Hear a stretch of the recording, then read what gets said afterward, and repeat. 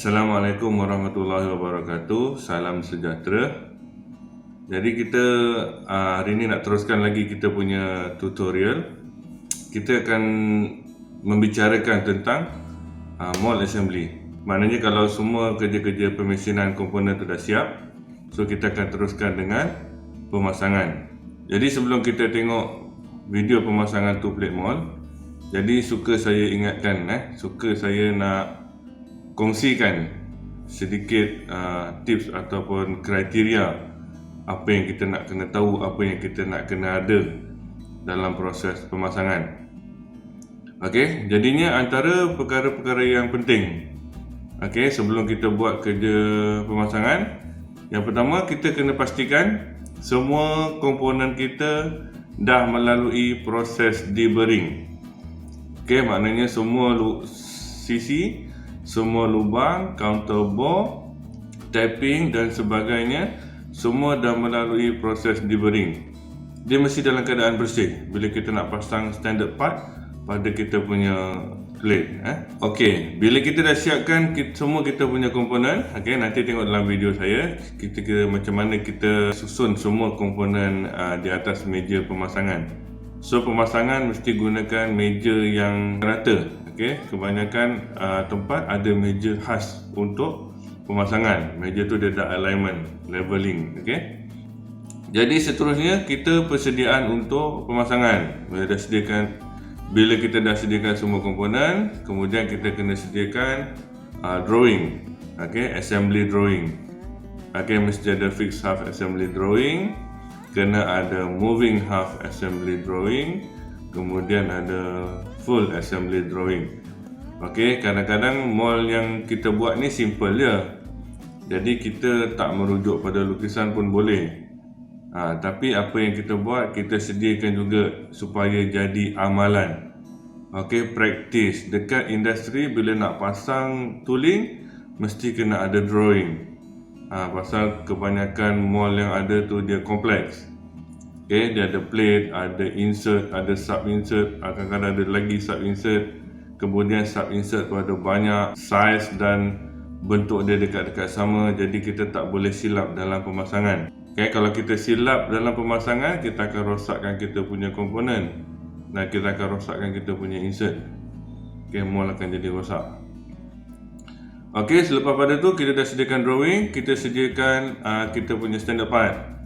Okey, masa kita buat design ataupun masa dalam drawing kita ada kalau dalam video drawing yang saya tunjuk dulu ada BOM list. BOM list tu maknanya semua komponen, semua plate, semua standard part yang ada dalam mold tersebut. Jadi kita dah ada senarai dia. Masa tu kita dah rujuk dengan store, kita dah ambil. Jadi bila kita nak pasang, kita sediakan semuanya. Kita sediakan kat atas meja. Nanti dalam video seterusnya ni pun saya ada tunjukkan. Okay, kemudian daripada tu kita sediakan hand tools ataupun alat tangan yang kita nak gunakan. Allen keys, soft mallet, minyak grease, lagi apa-apa sesuai untuk pemasangan tu yang kita perlukan, letak. Jadi kita tak kalang kabut, kita semua dah siap barang kat situ. Jadi kerja-kerja pemasangan kita boleh buat dengan cepat. Okey, lepas tu kita dah boleh start pasang. Okey, nanti tengok dalam video saya mulakan pemasangan dengan fixed half assembly. Maknanya top plate dengan cavity plate. Okey, kita ada screws, kita ada locating ring, kita ada guide pillar kat situ. Jadi untuk pemasangan guide bush dengan guide pillar, macam mana nak pasang dia, saya akan tunjukkan dalam video seterusnya ni nanti. Jadi bila ada cavity dengan core plate di mana dipasang guide bush dengan guide pillars, pastikan ikut cara yang betul. Okey, jangan silap, nanti sangat tak boleh pasang, nanti nak buat fitting tak boleh.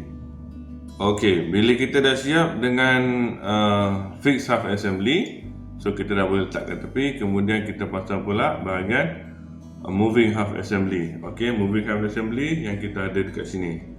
Ini moving half assembly. Proses pemasangan sedang dilakukan.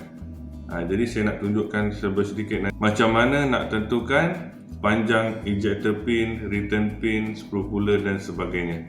Okey, saya letak sini supaya saya boleh tunjukkan secara live.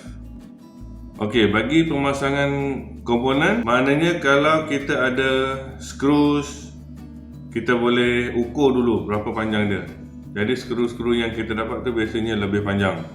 So kita boleh potong siap-siap supaya nanti proses pemasangan kita boleh terpasang. Selain daripada kita dah siapkan kita punya standard part, kita dah siapkan kita punya hand tools. So antara benda yang paling penting lagi kita punya measuring equipment. So pada tahap ini measuring equipment kita perlukan peralatan yang lebih berketepatan tinggi lah. Okey, contohnya kalau macam saya sendiri, macam pelajar-pelajar kat sini, saya akan gunakan dial caliper. Okey, sekurang-kurangnya ketepatan 20 mikron. Ni nanti saya akan tunjukkan kat mana nak gunakan alat-alat ni. Okey, kita ada lagi micrometer. Kita ada 10 micrometer.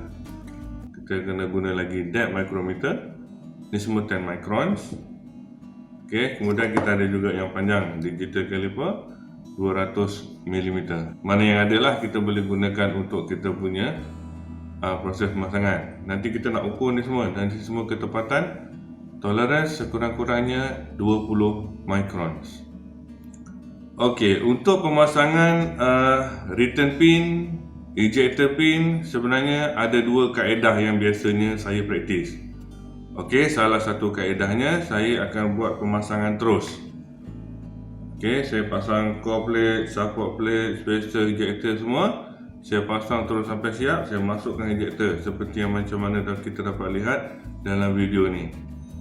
Salah satu sebab kenapa saya buat macam ni, jadi saya dah test terus proses pemasangan. Saya dah tahu skru semua boleh masuk, saya dah tahu semua ejector pin boleh masuk, saya dah tahu semua return pin boleh masuk. Jadi bila saya buka untuk potong pin nanti, tak ada isu dengan pemasangan. Bila tak boleh pasang je, maknanya salah dalam pemasangan. Maknanya lubang ni semua saya dah test, dah okey. Okey, so macam mana? Bila saya gunakan kaedah macam ni, macam mana saya nak tentukan saya punya panjang ejector pin? Nanti dalam video saya ada tunjuk. Lepas kita dah pasang, kita ambil satu kertas ataupun ambil drawing asal daripada core plate ni. Okey, kita marking. Mana saya numberingkan dia. Saya numberingkan dia nombor 1, nombor 2, 3, 4, 5, 6, 7, 8, 9. Okey, kemudian setiap satu daripadanya, contohnya ni nombor 1 yang depan ni supaya nampak. Jadi ni nombor 1, nanti tengok dalam video macam mana saya buat. Nombor 1, kemudian saya tulis nombor 1, kemudian saya ambil ukuran ni daripada atas. Sebab tu kita perlukan dial caliper, kita perlukan yang berketepatan tinggi. Dan yang lebih penting, pelajar-pelajar mesti pandai baca alat ukuran. Banyak yang dah lupa. Pelajar-pelajar saya pun lupa juga. Okey, jadi ambil ukuran di sini. Kemudian kita dapatkan ukuran. Jadi nombor 1 berapa yang kita dapat? Okey, contohnya kat sini saya dapat 102.75. 102.75. Jadi nanti bila saya buka, saya akan ambil nombor 1 ni dulu. Cabut nombor 1, saya ukur berapa panjang dia. Jadi saya tolak dengan nilai yang saya ukur ni tadi. Contoh saya ukur panjang dapat 150. 150.2 katakan. Jadi saya tolak dengan 102.75. Itulah panjang yang saya dapat. Jadi mana yang saya ukur ni bahagian yang nak dibuang. Jadi bagi return pin macam ni, untuk ejector pin kita perlukan depth micrometer.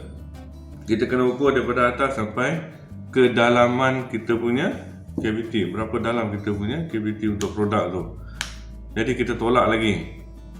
Jadi untuk dapatkan berapa ketinggian yang kita nak potong. Ini salah satu kaedah. Jadi sebab tu semua alat ukuran mesti kena tepat. Okey. Satu lagi kaedah yang boleh digunakan, kita boleh ukur semua plate.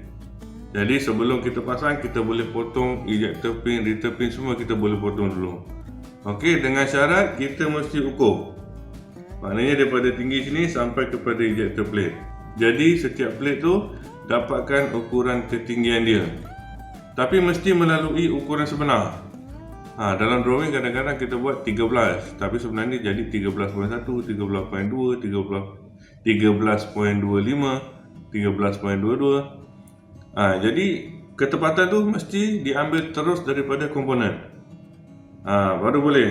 Jadi ni berapa tebal, komplit berapa tebal, support berapa tebal, spacer berapa tinggi, ejector berapa, retainer berapa, baru kita boleh dapatkan nilai ataupun ketinggian pin yang kita perlukan.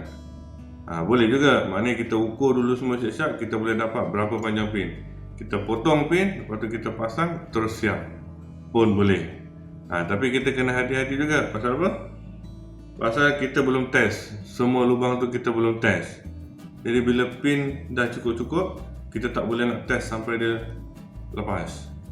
Kemudian pastikan bila kita nak pasang kita punya ejector pin dengan kita punya return pin, pastikan bahagian depan ni dah buat proses deburring.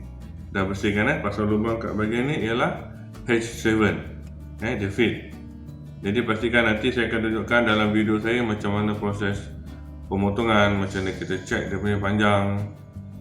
Jadi boleh ikut mana-mana kemahiran yang boleh diaplikasikan kat tempat masing-masing. Jadinya kalau menggunakan kaedah macam ni, kita akan buka sampai kepada retainer plate, kemudian kita akan buat satu persatu. Okey, ambil nombor 1, potong, dapatkan panjang, bersihkan, pasang balik. Baru ambil nombor 2, potong, masuk sampai seterusnya sampai habis. Satu-satu. Kat belakang ejector plate baru kita marking. Nombor 1, nombor 2, nombor 3 dan seterusnya tadi tu. Jadi nanti bila-bila pun kita buka mold tu, kita akan pasang pin pada lokasi yang sama. Kadang-kadang bila ada 2, 3, 4 cavity ni, kadang-kadang dia punya depth tak sama. Jadi bila kita pasang nanti sembarangan, ada yang terlebih tinggi, ada yang terkurang rendah. Jadi untuk mengelak benda tu, kita buat marking. Jadi pin nombor 1 akan masuk di lubang nombor 1, seterusnya sampai habis. Okey, kemudian bila dah siap, moving half assembly dah siap, semua pin dah potong, baru kita buat proses fitting. Proses fitting ni maksudnya kita pasang bahagian fixed half dengan moving half. Kita nak check parting line ni dia rapat betul-betul ke tak. Okey, kalau dia rapat semua dah okey, lepas tu kita dah boleh buat persediaan untuk try out. Jadi teruskan dengan tonton video saya. Okey, follow video saya seterusnya, dan kalau ada apa-apa soalan boleh tanya terus dekat komen tu. Nanti mana yang saya tahu saya jawab lah, yang saya tak tahu saya tak tahulah. Kita akan kongsikan apa yang ada, insya-Allah. Terima kasih.